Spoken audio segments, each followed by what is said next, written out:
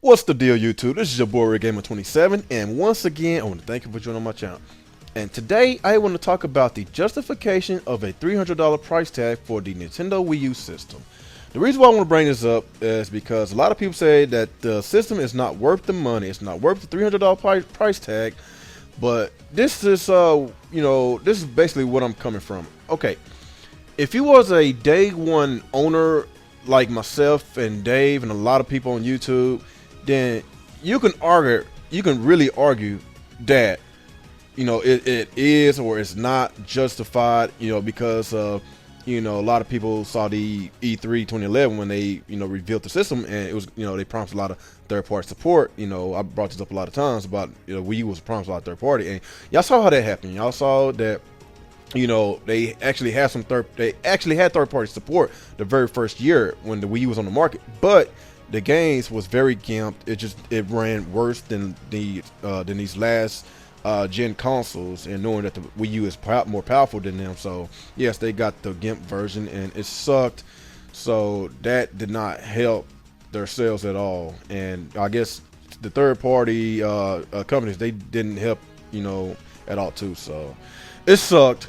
And I guess after that first year, the third-party support for the Wii U has basically been non-existent. They of course they're gonna get their Lego games, the Skylanders and Disney Infinities. They're gonna get those games, but as far as getting those big heavy hitters like Destiny, like Battlefield, Call of Duty, they're not getting it. Mortal Kombat, which just came out a few days ago, and we don't have the official sales numbers for the Mortal Kombat X, but they said it's the biggest launch Mortal Kombat game in history. They just didn't give us the numbers yet. So those games right there, the Wii U is missing out on, and that's why their install base is barely a little bit over 9 million, even though they've been out for about 2.5 years, something like that. And of course, you got the PlayStation 4 and you got the Xbox One been out, a year after the Wii U launched, and they surpassed them by a bunch. Especially with the PS4, they surpassed the Wii U by by about 100 miles. Yes, it sucks. But my main purpose for this video is the Wii U worth the purchase? If you didn't play any Nintendo games this generation, if you hadn't played any new games, any Wii U games, then yes, it is worth it. Especially if you are a Nintendo fan. If you're a Nintendo fan, if you had not played any Wii U games, then paying $300 for a system, even though it doesn't have any third-party support, but you get games like the new Super Mario Bros. U, Mario Kart 8, Nintendo Land, Super Smash Bros., Super Mario 3D World, Wii Party U, The Legend of Zelda Wind Waker, Donkey Kong Tropical Freeze, Lego City, Undercover, Hyper Warriors, Pikmin 3, Zombie U, Bayonetta 2, Captoad Treasure Tractor, The Wonderful 101. Those are the games that you only get on the Wii U. You don't get those games on a Sony platform or on a Microsoft platform. Those kind of games you only get for the U. If you're a Nintendo fan, then there is no excuse not to buy the system. I heard that a lot of times that it's not worth the price. But if you hadn't played none of those games that I just named, it was a lot of them. I didn't even name all of them. Then yes, that's all I gotta say. it is worth the purchase. And of course, you got games that's coming out. Of course, you got Mario Party 10 that just came out, and Kirby Rainbow Curse. Those games I really don't too much care about. But it caters a lot more to the Nintendo fan base. But of course, you got the Splatoon game I've been really most anticipated for. It's coming out in May. I'm still disappointed that the game ain't getting voice chat, but I'm just go ahead and I'm go ahead and buy it because Bear Hugger 29 and Alex Van Dam, they've been pressuring me to get it because they've been talking a lot of mad crap to me about how much they're gonna beat the crap out of me and blah blah this blah blah that. They ain't gonna do nothing. But anyway, you got games like Shin Megami Tensei X, Fire Emblem. A lot of people thought that was vaporware, but we are actually getting it. We just don't know. We just don't know when. I think it might come out next year sometime. And you got Zelda U, which we thought we was getting this year, but it's coming out next year.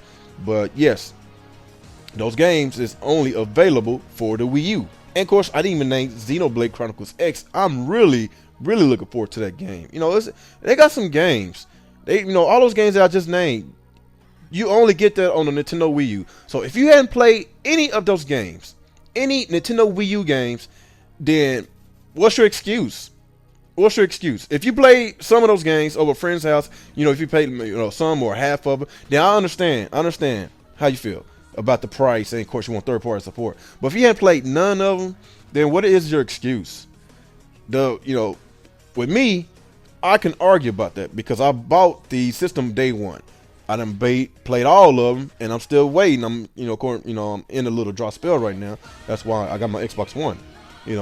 Let's say Burr Hugger 29 for example. He bought his Wii U I think about a year ago, something like that, and the Wii U was already out on the market for a little bit over a year. That means he has a lot of backlog games that he could play, a lot of games that he missed out on the first year when the Wii U was out. So yes, the price was justified according to him, and it is justified because he has a lot of games to play. But a person like me, I could say it's not justified, or it is, because I enjoyed the system so much. But I could get frustrated at times too.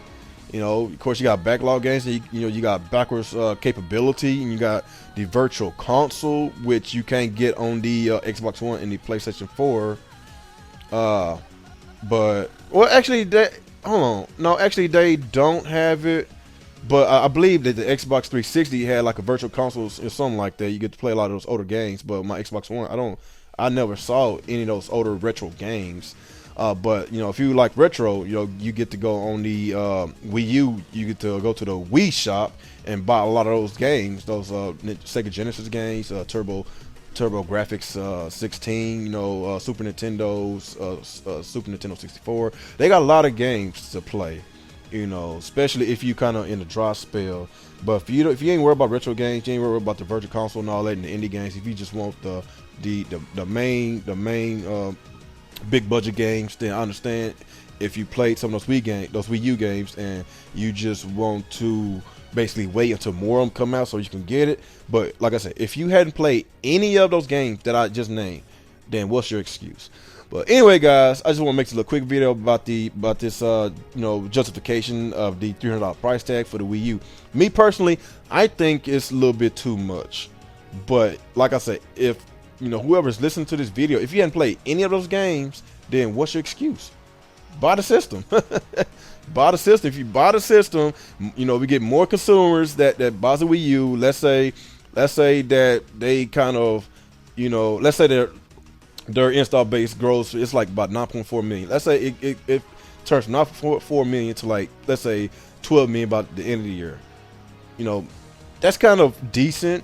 Then you never know. Third parties might just come back to the Wii U. You just never know. But you can't tell, and you will never tell unless you go and buy it. But anyway, guys, my video is done. It's over.